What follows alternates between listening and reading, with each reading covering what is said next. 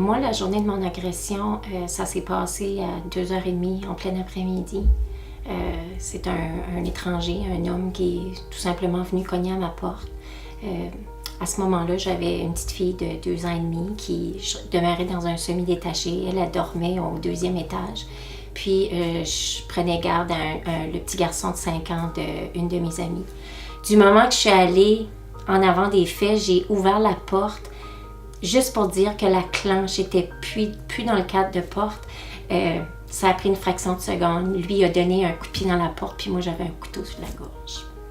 Puis, il m'a jeté à terre, il m'a déshabillée, puis il m'a attachée avec mon soutien-gorge, avec les mains dans le dos.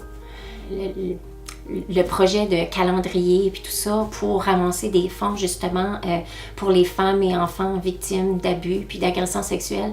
J'ai des personnes âgées qui m'ont approché puis qui m'ont dit j'ai 80 ans, j'ai été violée quand j'en avais 12, 13 ans, 6 ans, puis j'en ai parlé quand j'avais 70. Moi, d'avoir eu ce fardeau-là, d'avoir transporté ça avec moi pendant 13 ans, je peux juste pas m'imaginer quelqu'un qui le transporte pendant 60 ans.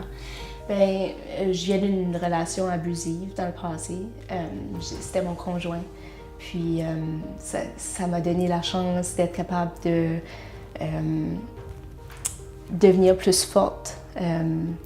C'était pour sensibiliser les gens que le corps de la femme, ça l'appartient. Puis c'est pas en cause qu'on décide de faire une photoshoot avec de la lingerie qu'on devrait être plus vulnérable.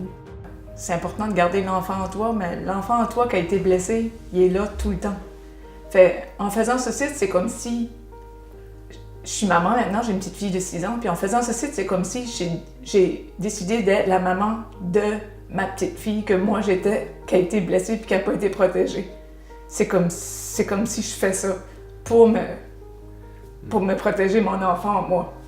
Maintenant que je suis adulte puis que c'est un peu derrière moi, tu rencontres pas quelqu'un puis tu racontes ton passé, que les choses négatives de ton passé. Je travaille avec des personnes, ça fait 10 ans, puis ils savaient même pas ça de moi. Mais des projets comme ça permettent d'ouvrir la discussion, mais les gens sont mal à l'aise.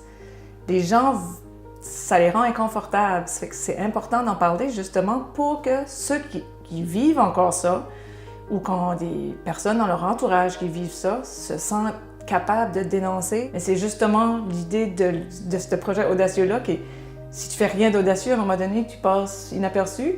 Oui, puis moi, avec le calendrier, je m'étais fait une promesse, puis j'ai aussi fait la promesse aux gens du centre, justement, où est-ce que je vais apporter les dons. Je leur ai dit, quand je vais vous emporter le chèque, je vous laisse le backpack avec. Fait que pour moi, je me sens guérie. Avec le calendrier, je pense que... J'ai aussi lu pas longtemps passé, ils ont dit si tu peux raconter ton histoire sans pleurer, ça veut dire que ta plaie est fermée.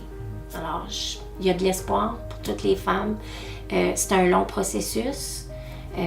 Entourez-vous de gens qui sont à l'écoute, surtout. Parlez-en au moins une personne. Libérez-vous. C'est important. Moi, je me suis dit avec le calendrier, si je peux seulement aider une personne, puis si toutes les personnes qui s'impliquent en aident une, à un moment donné, on va faire un changement.